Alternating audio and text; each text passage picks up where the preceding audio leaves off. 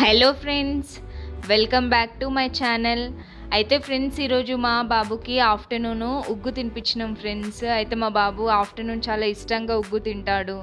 అయితే ఉగ్గులో నేను ఏమేమి మిక్స్ చేసిన అంటే ఓట్స్ కూడా కలిపి తినిపించిన ఫ్రెండ్స్. మా బాబుకి ఉగ్గు ప్రిపరేషన్ వీడియో కూడా పెడతాను ఫ్రెండ్స్, అది కూడా చూడండి.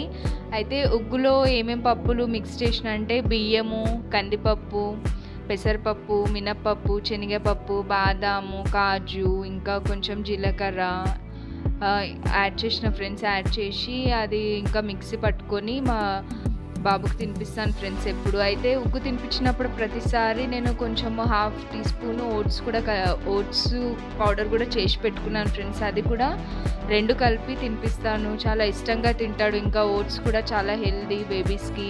మా బాబు ఇప్పుడు ఏంటంటే 7 మంత్స్ ఉన్నాడు ఫ్రెండ్స్.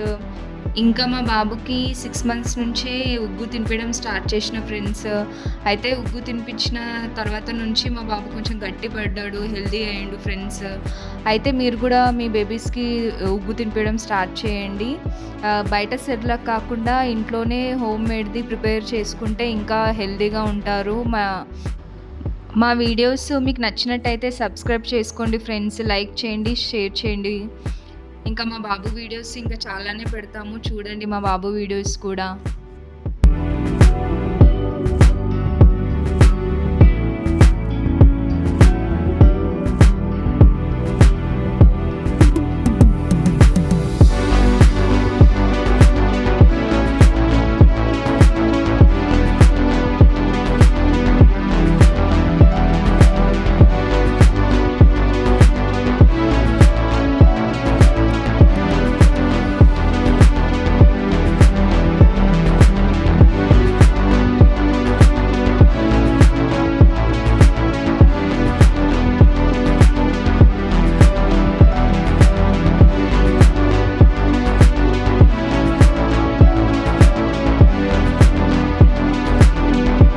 మా బాబుకి ఏం చేసినా కూడా నేను స్టీల్ దాంట్లోనే చేస్తాను ఫ్రెండ్స్, దీంట్లోనే చేస్తాను.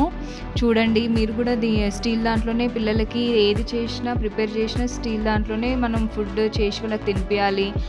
ఇంకా ఏ ఫుడ్ మనం పౌడర్ ఏది స్టోర్ చేసుకున్నా కూడా స్టీల్ దాంట్లో లేదా గ్లాస్ ఏమైనా బాక్సెస్ ఉంటాయి కదా ఫ్రెండ్స్, దాంట్లోనే స్టోర్ చేసుకోవాలి.